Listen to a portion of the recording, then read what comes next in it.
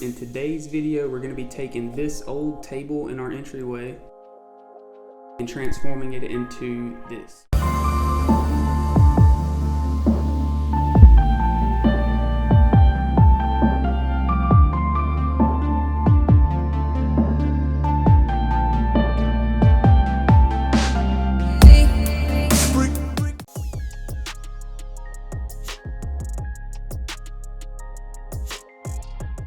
All right, so we got the table broke down into all of the different pieces. It was kind of entertaining to see some of my joinery. I don't know if you guys can get like a shot of all those screws. I'll get a close-up maybe of them of how this thing was put together. But it was one of my first projects, like I said, and hey, it is what it is. It was kind of cool to take apart. This is what we're gonna use for the actual piece that's gonna hang on the wall. Ended up having 10 pieces that were the exact same size. Some of the other ones that went on the inside of the table on the bottom were a little bit shorter. These legs were on the sides, and I'm gonna use these legs here to attach these pieces to, and then we'll hang those two main supports on the sides on the wall. Found a piece of heat treated board, so I can't fully make this completely out of all the pieces from this table, but this is what we're gonna use from the shelf, or for the shelf, and then I'll make some little corbels that'll go to support the shelf on the bottom. And we'll have to go get some more wood to make the bench. Cut the shelf to length, and we'll go ahead and get the whole assembly put together, and then we'll throw some paint on it and be good to go.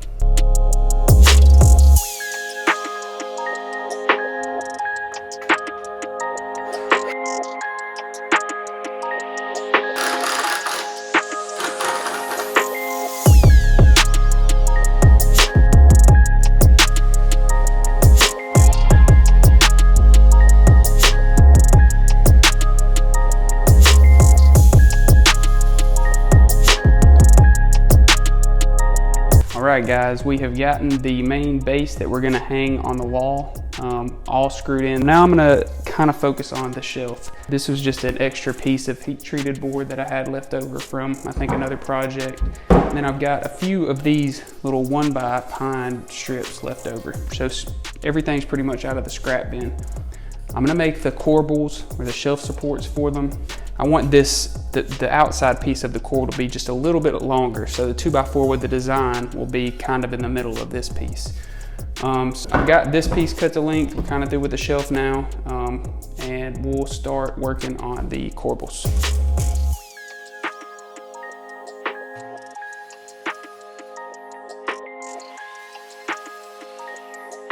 All right, so we got both of our pieces cut to length. The piece that I'm using here for the shelf was 5 inches, or I'm sorry, 5.5 inches. So I decided to go with a 5-inch length on both of these pieces here. And then I basically just got a piece of 2x4, cut it a little bit shorter than the 5 inches. And just kind of drew an angle.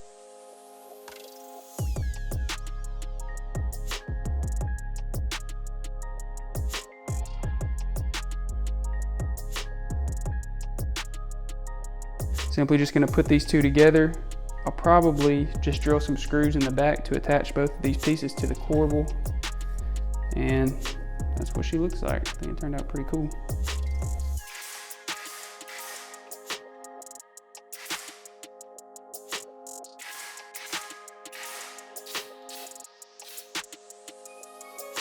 We have got the back piece all painted that will attach to the wall.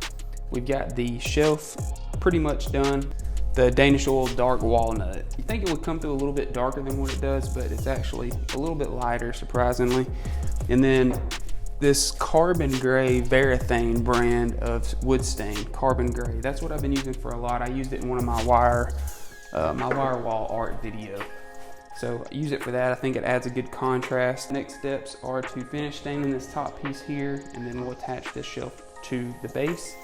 I might go ahead and install this R. I will have to run to Home Depot to get the little hangers for the bottom that will hold all of our kids, backpacks and random stuff they put in, because right now they come in and throw it everywhere and drive my wife crazy. So maybe this will give them more of a central area to kind of keep all of their stuff. Let's get this piece knocked out. We might go ahead and hang it on the wall.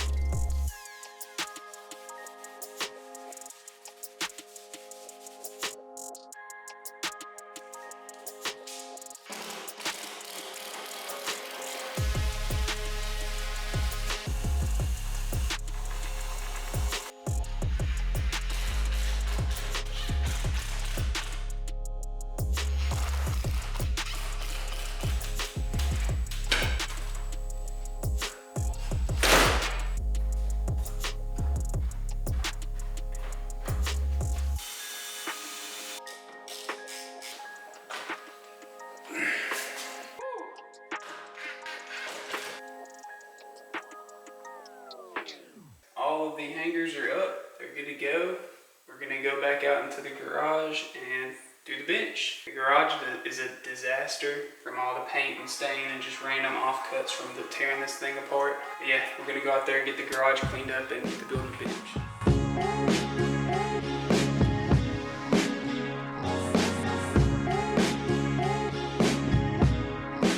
Oh, I know I feel better. I hope you guys feel better. A little cleaning sequence. I don't know about you guys, but if I have a messy shop and I don't know where everything's at, I kind of have anxiety.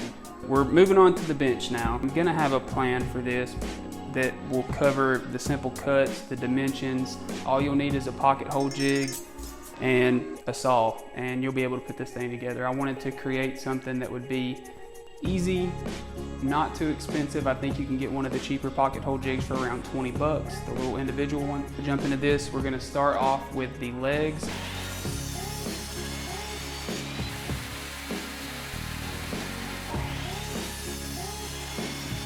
All right, so now that we've got all of our legs cut out of the 4x4s for the actual legs, we've got them cut to length. We're gonna move on to the 2x4s, which I'm using for the inside supports, and then we'll work on the top.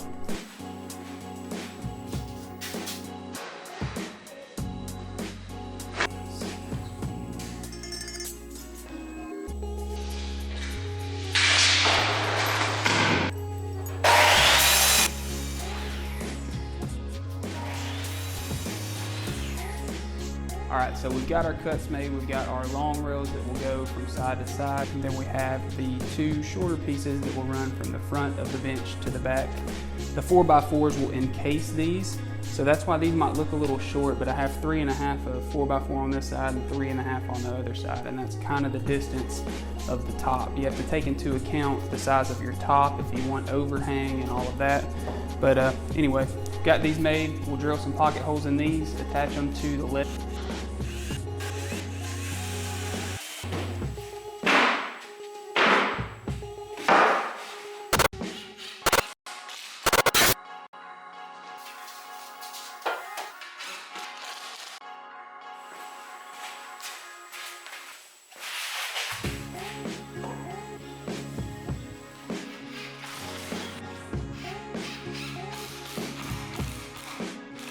Okay, so we've got everything cut, got all the pocket holes installed. The top I'm gonna make out of 5.5 inch, just heat treated pine from Home Depot.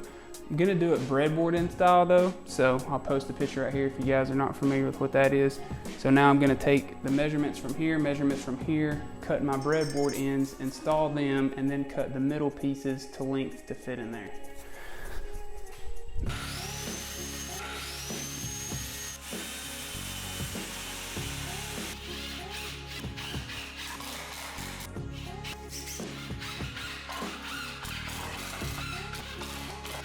All right guys, we've got everything in, everything's installed except for this middle piece. We'll put that in, I'll attach it to those 3 supports I put in earlier, and then we'll just give it a really good sanding and it'll be ready for stain.